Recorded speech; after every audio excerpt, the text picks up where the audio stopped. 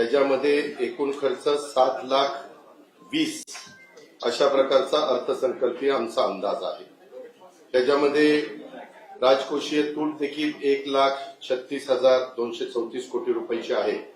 परंतु मी सर्व माझ्या पत्रकार मित्रांना सांगू इच्छितो की गेल्या वर्षीच्या तुलनेमध्ये राज्यस्तर सर्वसाधारणमध्ये आम्ही 33% वाढ केली, 1,90,242 कोटीची।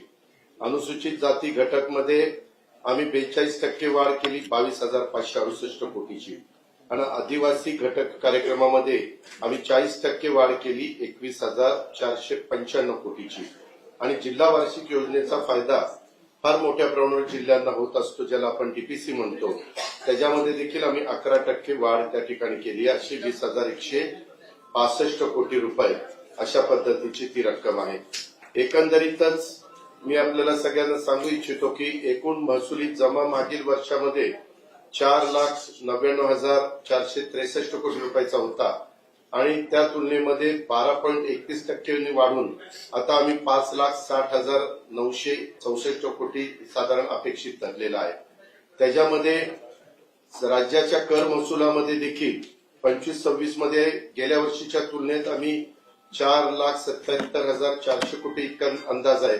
त्या कर महसुलामध्ये साधारण 13.67% वाढ आहे।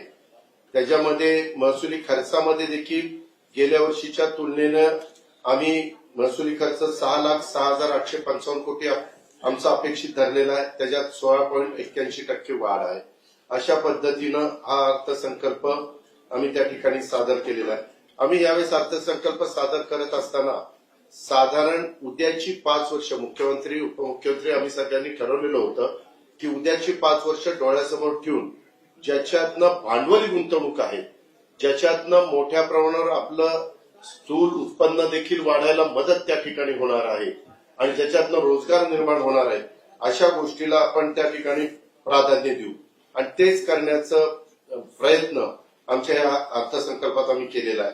मला तुम्हाला सगळ्यांना एक गोष्ट सांगायची, साधारण राजकोषीय तूट ही नेहमी सांगितलं जातं की ती 3% आतमध्ये असली पाहिजे, 3% पेक्षा जास्त जाता कामा नये। यावेळेस पण आम्ही ती 2.76% इतकीच अंदाजित त्या ठिकाणी केलेली आहे, म्हणजे 3% आतमध्येच आम्ही त्या ठिकाणी ठेवलेली आहे। आजच्या घडीला राज्याच्या स्थूल उत्पन्नाचं मी साधारण महाराष्ट्राचा अर्थसंकल्प सादर करत असताना देशाच्या पण वेगवेगळ्या राज्यांची माहिती घेतली। त्याच्यामध्ये स्थूल उत्पन्न आता आपलं झालेलं 49,39,355 कोटी आणि हे कर्ज राज्याच्या स्थूल उत्पन्नाच्या आपलं जे कर्ज आहे ते कर्ज राज्याच्या स्थूल उत्पन्नाच्या आतमध्ये असलं पाहिजे 25%च्या, आपलं आहे ते 18.77 आहे। संपूर्ण देशामध्ये 20%च्या आतमध्ये असणारी 2च राज्य आहेत, एक म्हणजे गुजरात आणि दुसरं म्हणजे महाराष्ट्र। बाकीची तर 20%च्या पुढे आहेत आणि काही काही तर 25%च्या पुढे आहेत। तुम्ही पण जर तुम्ही माहिती मागवली तर तुम्हालाही कळेल। त्याच्यामुळं आम्ही विशेष म्हणजे एकूण कर्ज स्थूल उत्पन्नाच्या 25% पेक्षा जास्त असता कामा नये, तिथं आम्ही 18.87% पर्यंत ठेवलं आणि 3% पर्यंत मर्यादा वार्षिक कर्ज उभारणी करता त्याच्यामध्ये ठेवायची असते स्थूल उत्पन्नाच्या, ती आम्ही 2.76 पर्यंत त्या ठिकाणी ठेवलेली आहे। अशा प्रकारे हा आमचा अर्थसंकल्प आम्ही त्या बाबतीमध्ये दिलेला आहे।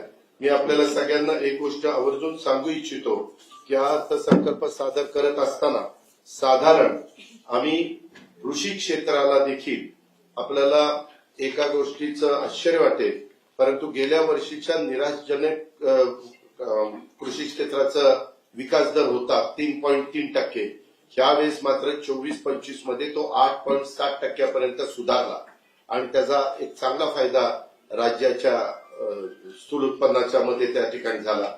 या विकास दरात सातत्याने वाढ करण्याकरता आम्ही शेतकऱ्यांचं उत्पन्न वाढवण्याच्या करता जे काही अलीकडच्या काळामध्ये कृत्रिम बुद्धिमत्तेच्या बद्दल बरेच काही बोललं जातं, त्याला आम्ही या अर्थसंकल्पामध्ये प्राधान्य दिलेलं आहे आणि त्याच्यातनं शेतकऱ्यांचं उत्पन्न वाढवलं, शेती उत्पन्न मूल्यवर्धित, नंतर सिंचन सुविधा, यालाही तुम्ही जर बघितलं असेल तर मोठ्या मोठ्या जे कार्य आमचे मराठवाड्याला, विदर्भाला, उत्तर महाराष्ट्राला अशा वेगवेगळ्या भागाला मदत करणाऱ्या जे मोठे मोठे प्रकल्प होते त्याही प्रकल्पाला आम्ही चांगल्या प्रकारे त्याला निधी देण्याचं काम केलेलं आहे. विजेची गरज भागवण्यासाठी देखील सध्या जगामध्ये सौर ऊर्जाला प्राधान्य दिलं जातं. त्या पायाभूत सुविधा देखील आम्ही या अर्थसंकल्पाच्या निमित्तानं त्याला जास्तीत जास्त प्रोजेक्ट करण्याचा प्रयत्न केलेला आहे. वस्तू व सेवा कराला देखील राज्यात होणाऱ्या उत्पन्नामध्ये दरवर्षी 12 ते 14% त्या ठिकाणी वाढ होती. काही काही पेपरमध्ये वेगळ्या बातम्या आलेल्या त्या माझ्याही पाहण्यात आलेल्या आहेत, परंतु तसं झालेलं नाहीये. मी आपल्याला सगळ्यांना सांगतो की आता देखील आपलं उत्पन्न हे साधारण फेब्रुवारी 25 आता गेल्या फेब्रुवारीपर्यंत आपण 16.3% आपलं जास्त आहे. तामिळनाडूचं 8%, युपीचं 6.7%, गुजरातचं 9.1%, कर्नाटकचं 5.2%, हरियाणाचं 16.2 आहे आणि आपलं 16.3 आहे. अजून मार्च बाकी आहे आणि दिल्लीचं 12.9 आहे. अशा पद्धतीनं मेजर स्टेट ग्रॉस रेव्हेन्यू हा देखील जीएसटीचा आपल्याला सगळ्यांना त्या ठिकाणी बघायला मिळेल.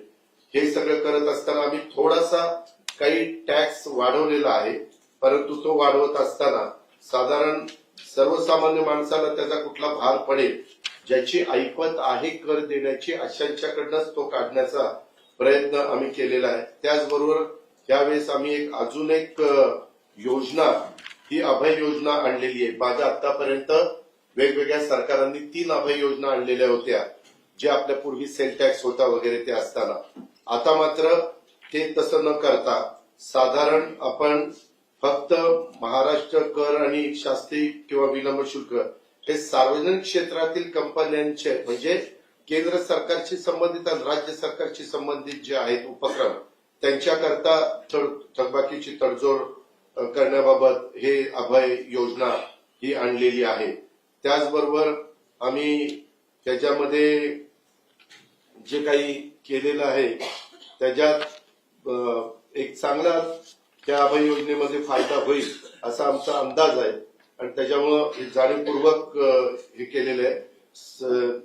आम्ही जे काही बाकीचे दर जे सीएनजी एलपीजी वाहनांवरचे वाढवलेले आहेत ते इतर राज्यांच्या तुलनेने आपले आज देखील कमीच आहेत.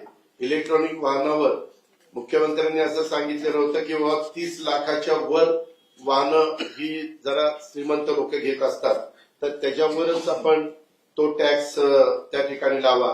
30 लाखाच्या आतल्या ई व्हेकलला आम्ही कुठल्याही प्रकारचा टॅक्स हा लावलेला नाहीये.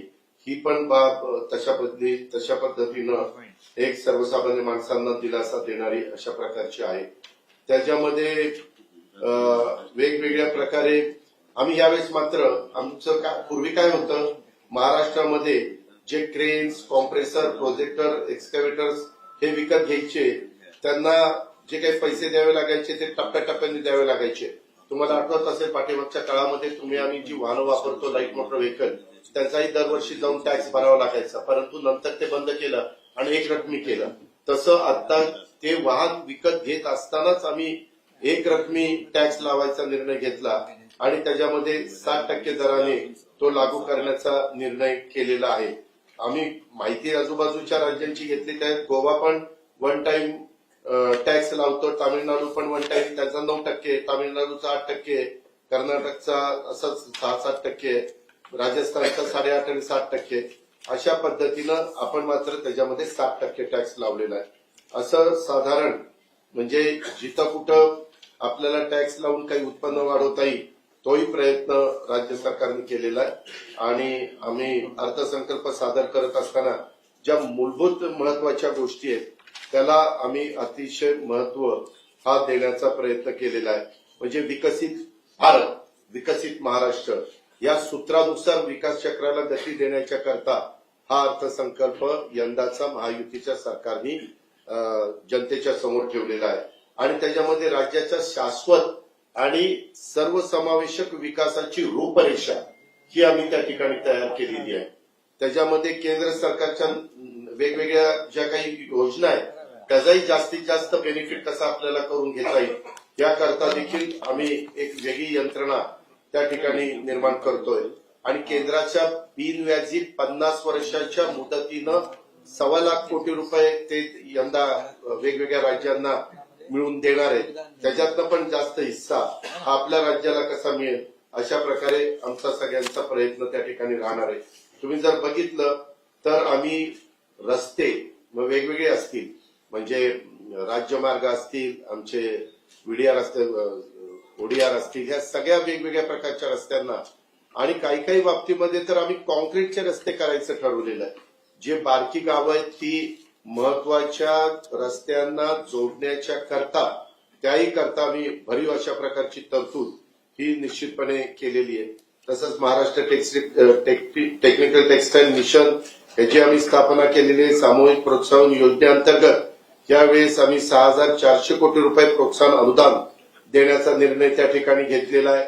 आता आपल्याला माहिती आहे की गडचिरोली जिल्हा स्टील हब होऊ पाहतोय. तिथं खूप मोठ्या माइन्स मध्ये स्टीलचं जे रॉ मटेरियल असतं ते मिळालेलं आहे. त्याच्यावर तिथं रस्ते चांगले करणं नितांत गरजेचं होतं. त्याकरता 500 कोटी रुपयाचे कॉन्क्रीटचे रस्ते आम्ही त्या भागामध्ये करण्याचा निर्णय त्या घेतलेला आहे. अशा खूप काही चांगल्या गोष्टी आणि विमानतळं किंवा रेल्वे किंवा मेट्रो किंवा जलवाहतुकीच्या करता, बंदराच्या करता, जेटीच्या करता, या सगळ्या गोष्टीच्या करता किंवा मुंबई इतकी महत्वाची आर्थिक केंद्राचं आहे, देशाची आर्थिक राजधानी आहे, त्या मुंबईच्या बाबतीमध्ये देखील जे जे काही सुलभता येण्याच्या करता करोडो रुपयाचे महत्वाचे प्रकल्प आम्ही त्या ठिकाणी घेण्याचा प्रयत्न त्या निमित्तानं केलेला आहे. वाढवण बंधारा तर झाल्यानंतर तर खूप मोठा आमूलाग्र बदल तुम्हाला महाराष्ट्रामध्ये झालेला त्या ठिकाणी पाहायला मिळेल आणि त्याच्यामुळे तिथं पण अधिकचं लक्ष देऊन तिथं 3रं विमानतळ हे आपल्याला कसं मुंबईचं करता येईल अशा पद्धतीनं आम्ही राज्य सरकारने त्या ठिकाणी ठरवलेलं आहे. अशा बऱ्याच काही गोष्टी आम्ही कुठल्याही घटकाला या सगळ्या योजनांच्या बाबतीमध्ये कुठं असं वंचित ठेवलेलं नाहीये. आम्ही प्रत्येकाचा विचार या अर्थसंकल्पामध्ये करण्याचा प्रयत्न केलेला आहे. आणि मी मगाशी सांगत होतो की राज्यातले महामार्ग असतील, बंदरं असतील, विमानतळ असतील, जलमार्ग असतील, बस वाहतूक असेल, रेल्वे असेल, मेट्रो असेल, या सर्व दळणवळण क्षेत्राशी पुरेशी अर्थसंकल्पीय तरतूद आम्ही त्या ठिकाणी केली आणि दर्जेदार ग्रामीण रस्त्यासाठी राज्य महामार्ग जिल्हा स्तरांना देखील सर्वाधिक आर्थिक पाठबळ देण्याच्या करता अतिशय आग्रह मुख्यमंत्री आणि आमच्या सगळ्या मंत्रिमंडळाचा होता. ते पण आम्ही त्याच्यामध्ये व्यवस्थित पार पाडण्याचा प्रयत्न हा या निमित्तानं केलेला आहे. लोकशाही मराठी ऐका, पहा, जागरूक रहा.